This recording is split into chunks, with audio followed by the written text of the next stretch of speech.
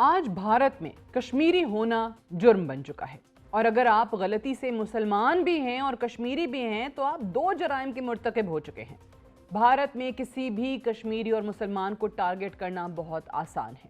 یہ ہے مودی کا آج کا بھارت۔ مودی نے پہلگام فالس فلیگ آپریشن کے ذریعے ایک بار پھر خوف کی ایک نئی لہر پیدا کر دی ہے، جس کے بعد بھارت میں کشمیری اور مسلمان ہونا جرم بن گیا ہے۔ بھارت کے طول و عرض میں کشمیریوں کے لیے گھر سے نکلنا مشکل ہو چکا ہے۔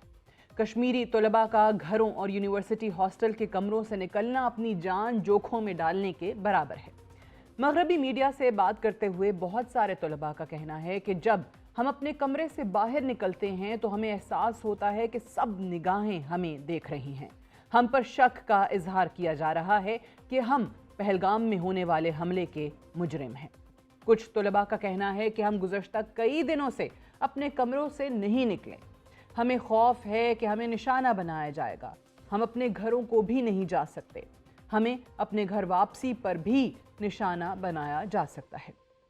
بھارتی ریاست اتراکھنڈ کے کیپٹل سٹی دہرادون میں ہندو انتہا پسند پارٹی ہندو رکشا دل پارٹی کے سربراہ للت شرما کی طرف سے گزشتہ روز وارننگ جاری کی گئی تھی اور کہا گیا تھا کہ آج صبح 10 بجے تک تمام کشمیری علاقہ چھوڑ کر چلے جائیں، ورنہ ان کو ایسے انجام کا سامنا کرنا پڑے گا جس کا وہ تصور بھی نہیں کر سکتے۔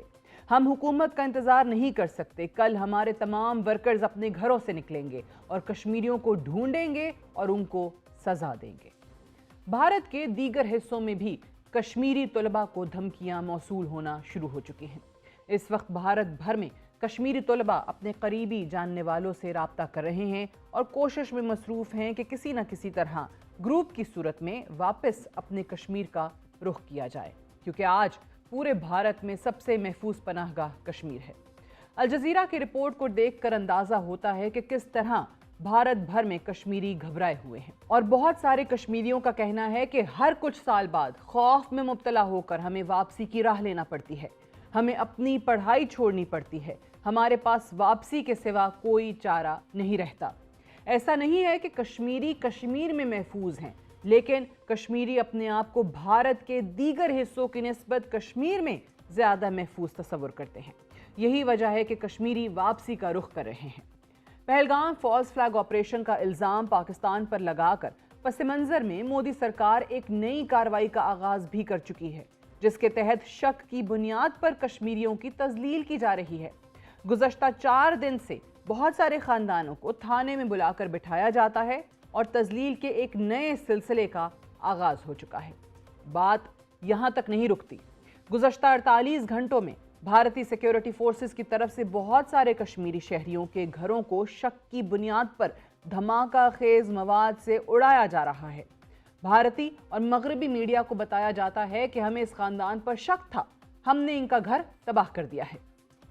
5 اگست 2019 کے بعد پہلگام فالس فلیگ آپریشن کے ذریعے ظلم کی ایک نئی داستان لکھی جا رہی ہے۔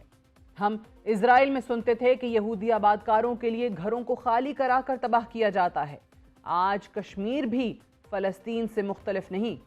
مودی بھی بھارت بھر سے ہندوؤں کو لا کر کشمیر میں آباد کرنا چاہتا ہے۔ پہلگام جیسے واقعات کے پس منظر میں مودی کو اپنا کھیل کھیلنے کا موقع ملا ہے۔ پہلگام فالس فلیگ آپریشن نے ایک بار پھر ہمارا یقین مزید پختہ کر دیا ہے کہ بانیان پاکستان درست تھے۔ دو قومی نظریہ آج سے 100 برس قبل بھی درست تھا اور آج بھی درست ہے اور رہے گا۔